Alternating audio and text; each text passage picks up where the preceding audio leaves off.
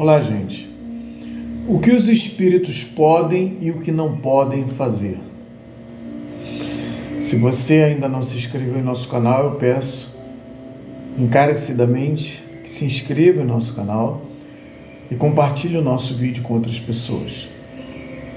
Para você receber novos vídeos, aperte o sininho para você receber notificações de novos vídeos. O que os espíritos podem e o que não podem fazer por nós?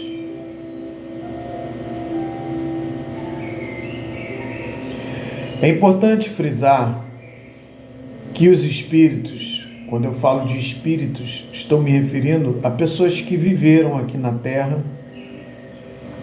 Na verdade, estamos falando de almas, né? Mas dentro do espiritismo caiu-se na linguagem comum confundir alma com espírito.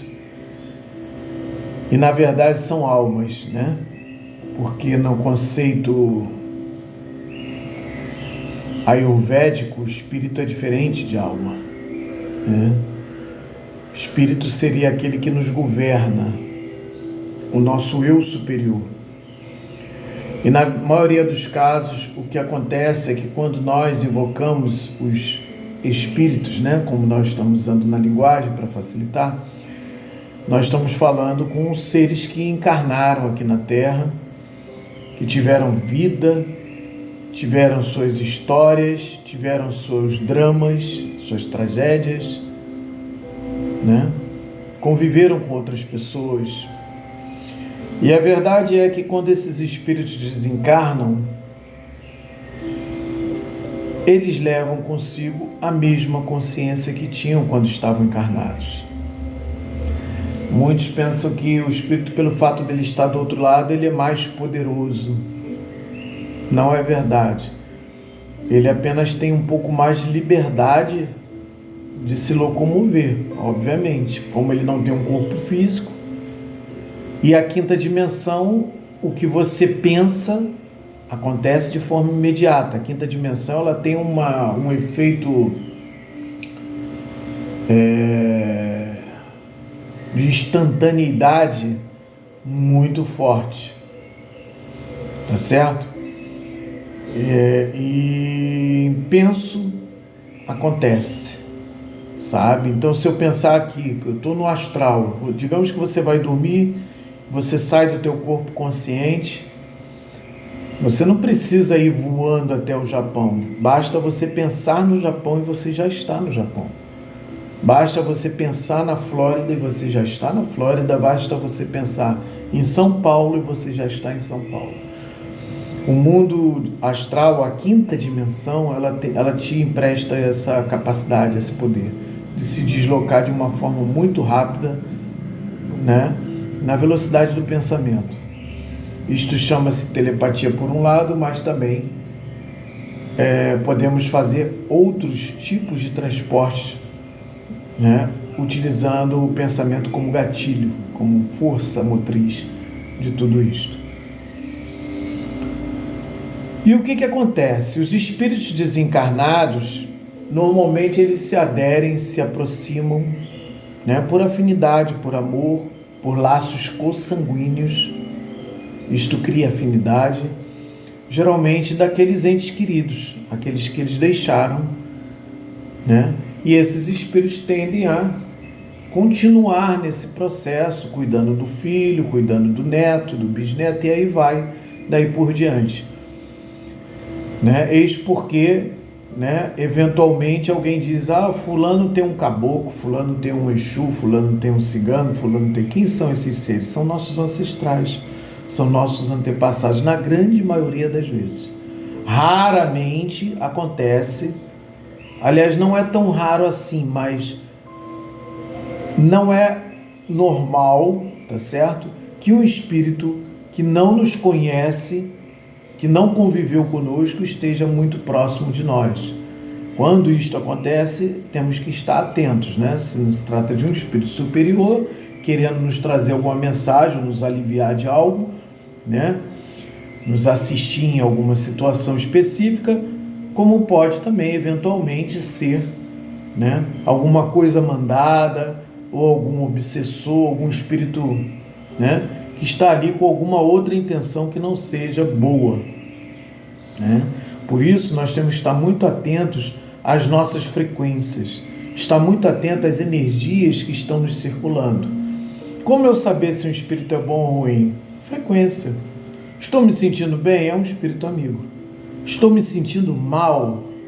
Ou é um espírito inimigo, ou é um espírito que ainda não sabe, né, emanar uma frequência agradável. Pode ser algum irmão que, ainda que seja familiar, algum irmãozinho, pode ser pai, tio, avô, tia, avó, mãe, né, que ali está encostado naquela pessoa e que está perdido, está vibrando sofrimento, está tendo tristeza, está tendo saudade, né?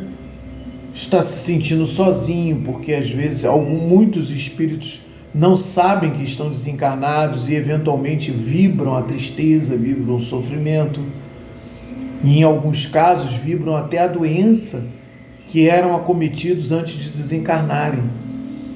Entende? Então, às vezes, a própria pessoa que está com aquele espírito encostado começa a sentir dor no órgão que foi afetado por aquela pessoa que morreu, né? Que desencarnou. Isto é muito comum. Transfere pelo perispírito a mesma frequência. Essa frequência, ela é mental e emocional na maioria dos casos. Certo? E o que os espíritos podem ou não podem fazer por nós, né? Vamos começar pelo que eles podem. Um espírito pode nos transmitir alegria, eventualmente emanar alegria. Você do nada começa a se sentir bem, se sentir alegre, se sentir animado, né? Eventualmente você está gargalhando do nada. Existem espíritos com alto astral e que passam esse alto astral para a gente. Entende? Um espírito pode retirar algum outro espírito obsessor que está no corpo daquela pessoa? Pode. Geralmente são espíritos mais fortes, espíritos que têm assim um lado mais pujante. Digamos que você tem um militar que morreu e esse militar está num patamar, numa frequência espiritual mais elevada. Ele pode muito bem, né, deliberadamente chegar ali e pegar aquele espírito no cangote, né? Como assim, Douglas, se ele é invisível? As leis da mente, né? Isto acontece por questão frequencial e mental, né? Eu não vou entrar aqui em detalhe, mas isto é um fato, é muito comum a gente ver isto. Ele vem ali no cangote da pessoa e carrega aquele espírito e leva ele para onde ele tiver que levar. Isso acontece, né? Quem tem evidência vê, quem tem sensibilidade sente, tá certo? Enfim, ele pode te libertar de algum espírito trevoso, ele pode te incutir bons pensamentos, entende? Como ele pode também te incutir maus pensamentos, se ele não estiver na frequência boa. Tá certo? Tudo é dual. Tudo depende da frequência em que esse espírito se encontra. Se ele estiver numa frequência igual ou superior à sua, é favorável. Na maioria dos casos, é favorável. Aliás, depende da sua frequência, né? Se você estiver numa frequência legal e esse espírito também estiver, bacana. Se ele estiver numa frequência superior à sua, ele pode te ajudar. E se ele estiver numa frequência inferior à sua, cabe a você ajudá-lo. Como? Mantendo uma frequência elevada. Se ele for um espírito amigo, ele vai conseguir elevar também a frequência dele. Você vai conseguir ajudá-lo a elevar a sua frequência. Tá certo? Mas se ele não for um espírito amigo, ou não for um espírito que está desejoso de mudar, ele vai se afastar, porque ele não vai se adequar à tua frequência. Imagina uma pessoa que gosta de ouvir um funk daqueles pesados.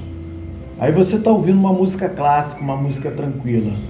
Toda vez que ele se aproxima de você, você está ouvindo uma música clássica, uma música tranquila, você está conversando de coisas boas, ele gosta de conversar besteira. Entende? Ele quer saber quem matou, quem morreu, e você não está vibrando esse tipo de coisa. a tendência dele é se afastar.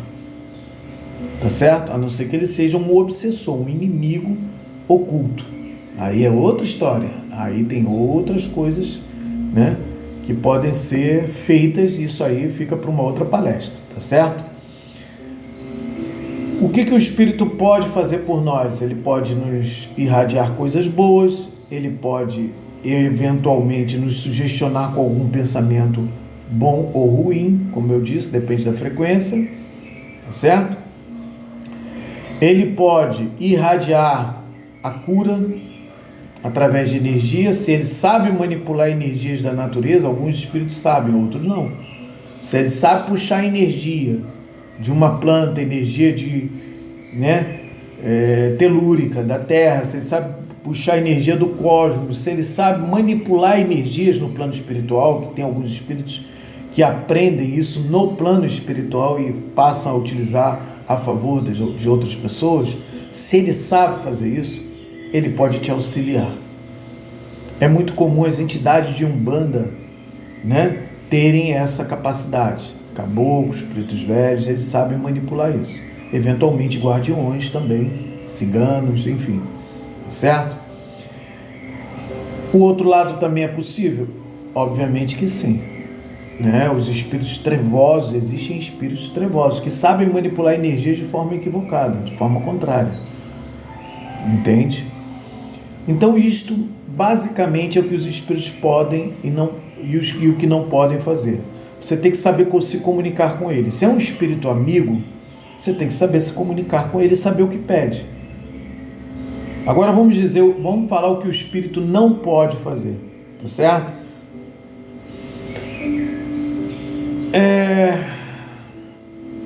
Um espírito pode fazer alguém se apaixonar por você? Não. Ele pode, se alguém já gosta de você, ele pode sugestionar essa pessoa com boas lembranças, com bons pensamentos. Lembra daquela época? Lembra daquele tempo? Lembra daqueles momentos? Ele pode trabalhar aquela pessoa, digamos assim, fazendo-a recordar de momentos bons e não ficar focado em momentos ruins. E isto pode criar naquela pessoa uma saudade, um desejo de estar novamente com aquela pessoa. Isso ele pode fazer, né? Resta saber se isto é interessante para você e para aquela pessoa também, né? Não é verdade? Agora, fazer uma pessoa ficar apaixonada por você, isto não é possível. Eu não posso manipular o sentimento de uma pessoa. Ninguém pode fazer isso. É impossível. Tá certo? Porque isso, o sentimento, ele tem que vir de forma espontânea e natural. Tá certo? E os encantamentos? Os encantamentos é o que eu acabei de falar. Você criar um ambiente favorável àquela situação. Entendeu? A pessoa passar a te enxergar de uma forma diferente. Ela passar a olhar para você com bons olhos. Ela passar a te ver como uma pessoa dentro, né? Então vamos supor que ele sabe, né, que aquela pessoa, né, tem gosto por um cavalheiro. Então ele pode, inclusive, incutir em você o cavalheirismo. Né? Mudar os seus hábitos para que aquilo possa se tornar uma realidade. Né? E por aí vai. O que ele também não pode fazer? Mudar as tuas escolhas, fazer você tomar uma decisão específica que cabe a você tomar. Isto ele não pode fazer. Ele pode influenciar? Pode. Ele pode, né, tentar te convencer a algo. Mas se trata de uma pessoa com uma personalidade muito forte, né, ela não vai tomar esta decisão. Ele não pode, nenhum espírito pode me ajudar a tomar as minhas decisões, a fazer o que eu tenho que fazer. Ele não pode mudar em mim o meu nível consciencial. Não pode. Ele pode estimular. Ele pode me dar toques. Sabe? Acorda. Está na hora. Você já fez sua meditação? Aí tu caramba, eu esqueci de fazer minha meditação. Isto ele pode fazer. Mas a decisão de meditar, ele não pode pegar você, te forçar a sentar e meditar. Isso ele não pode fazer. E outra coisa muito importante que eu quero dizer aqui. A mente superior governa a mente inferior. Uma brincadeira muito engraçada, né? Dizem que um português, né, foi ensinado a ele. A gente fala português, é piada de português, mas não tenho nada contra os portugueses. Eu vou contar aqui uma piada. Diz que um senhor, né, viu um chinês, um sábio chinês, meditando sobre o peixe. Ele virava para cá, no aquário, de frente do aquário, ele virava para cá, o peixe virava, ele virava para cá, o peixe virava, ele subia, o peixe subia, ele descia, o peixe descia. E um senhor ficou olhando aquilo e ficou assim, abismado com aquilo. Bateu no ombro dele e falou: ei, como você faz isto? Né? E aquele chinês olhou para ele e disse: com o poder da mente. A mente superior governa a mente inferior. E eles eram amigos, até que um dia o chinês chegou na casa desse amigo e viu esse amigo de frente para o aquário fazendo assim, ó.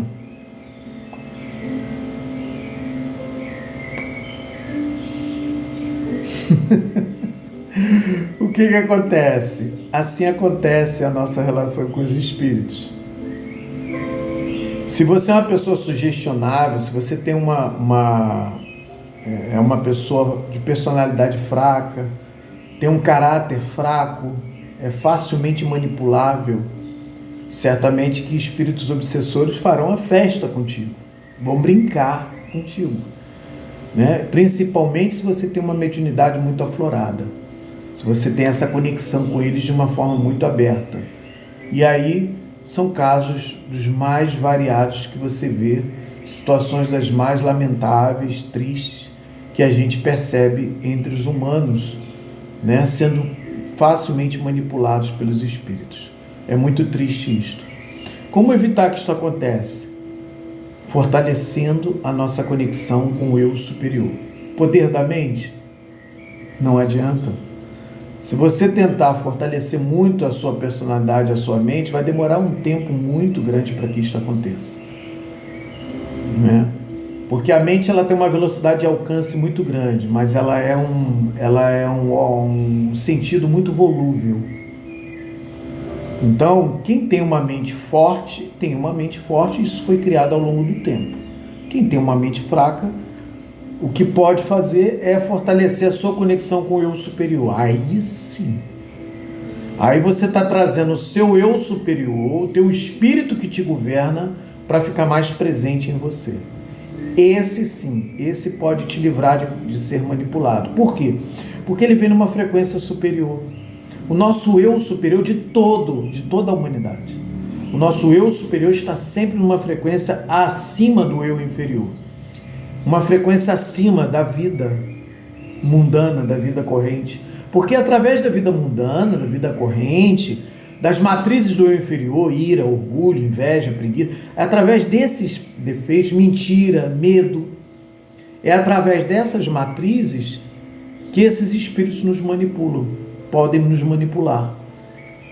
Então, quando você entra na frequência do eu superior, que você está acima, ele vai vir com a inveja não vai te alcançar. Ele vai vir com o medo não tem força contra você. Ele vai vir com a mentira e você vai conseguir desmascarar a mentira, você vai conseguir ver o que não é nada daquilo que está sendo falado, que está sendo transmitido. Agora você vai entender por que algumas pessoas são menos manipuláveis. Porque elas possuem uma conexão maior com o seu eu superior. Não digo que fiquem 24 horas assim. Tá certo? Eu mesmo falo por mim, eu não fico 24 horas. Certo? Mas quando você para e medita sobre uma determinada situação e você passa a questionar, você pergunta para o universo, a resposta vem. E você não é manipulado. E você não é manipulado nem emocionalmente. Digamos que alguém te traiu. Você sabe que a pessoa te traiu, mas você não reage da forma que todo mundo reagiria. Você tem uma postura totalmente inesperada. Pense o que quiserem, julguem da forma que quiserem. Você sabe o que deve e o que não deve fazer. E aí você deixa qualquer inimigo sem armas. Ele não sabe como te atingir mais. Ele fica totalmente desarmado. Entende? Então isto é fundamental. Isto é uma ferramenta fantástica. Tá certo? Meu nome é Douglas Guimel, eu sou personal coach, coach holístico, terapeuta holístico. Eu peço a você que, se puder, clica nessa águia. Clica. Inscreva-se no nosso canal. Compartilhe o nosso vídeo com outras pessoas. E temos outros vídeos à sua disposição. Fazemos isso de coração. Ok? Shalom.